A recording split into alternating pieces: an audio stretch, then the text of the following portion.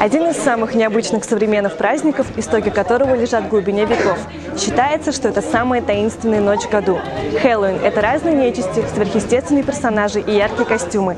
Давайте же скорее окунемся в атмосферу страха вместе со студентами физико-технического института. Празднование Хэллоуина не обошли студенты и нашего университета.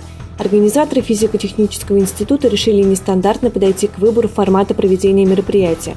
Квест – это одна из разновидностей игр, в которой герой ходит по запланированному сюжету и выполняет свои задания. Я решил сделать следующее. Провести квест, где каждому персонажу будет присвоена своя роль.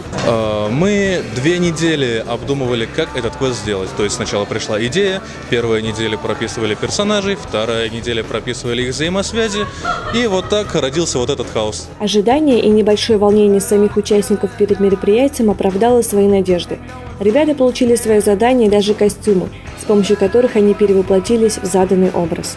Мне мероприятие нравится очень сильно, потому что квесты — это всегда как-то интересно, и что-то в этом есть такое, что-то сказочное, может быть. Можно хоть немножко от всей рутины освободиться и побыть шерифом.